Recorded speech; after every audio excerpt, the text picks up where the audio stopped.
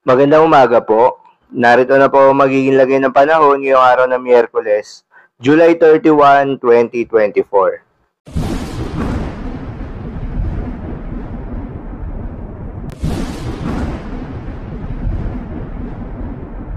Sa kasalukuyan na tayo sa pag-asa, itong southwest monsoon o hanging habagat ay patuloy pa rin nakakaapekto sa may western section ng northern at central Luzon.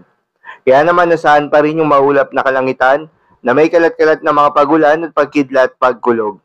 Habang sa nalalabing bahagi ng ating bansa ay asahan naman yung epekto ng mga localized thunderstorms lalo na sa hapon hanggang sa gabi. Samantala, may namamataan ng mga cloud clusters sa may West Philippine Sea, gayon din sa may silangang parte ng extreme northern Luzon at silangang parte ng Mindanao. Pero ayon sa pag-asa ay wala naman sa mga ito ang inaasahang magiging bagyo at papasok ng Philippine Area of Responsibility sa susunod na 3 araw.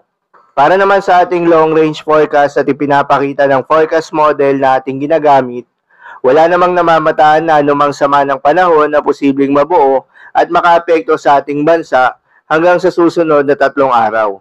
Ngunit asahan pa rin yung epekto ng mahinang southwest monsoon o hanging habagat, particular na sa may western section ng ating bansa.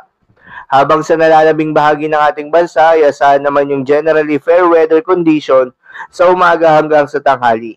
Ngunit pagsapit ng hapon hanggang gabi ay asahan naman yung mataas na tsansa ng mga pagulan, dulot naman yan ng mga localized thunderstorms. Pagsapit ng Biyernes at Sabado, ayon sa pag-asa, ay asahan yung mas mataas na tsansa ng mga pagulan, lalo na sa may western section ng Southern Luzon, Visayas at Mindanao.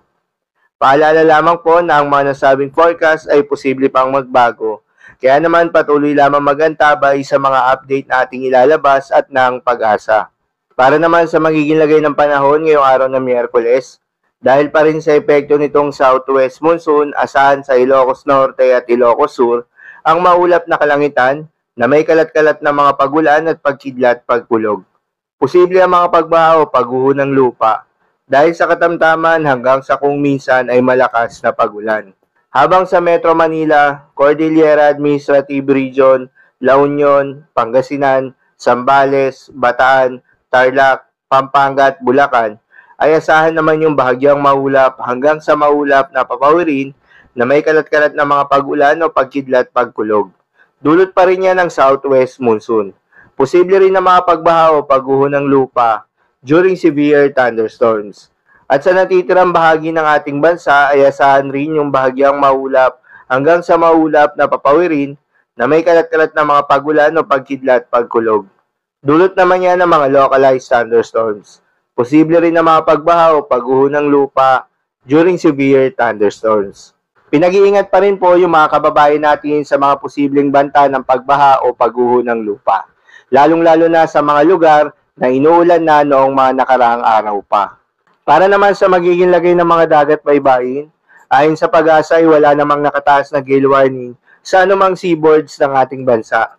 Kaya naman malayang makakapamalaot yung mga kababayan nating mangingisda at yung may mga maliliit na sasakyang pandagat dahil inaasahan yung banayad hanggang sa katamtaman ng mga pag-alon. So yun lamang po para sa lagay ng panahon ngayong araw ng Miyerkules. Keep safe everyone.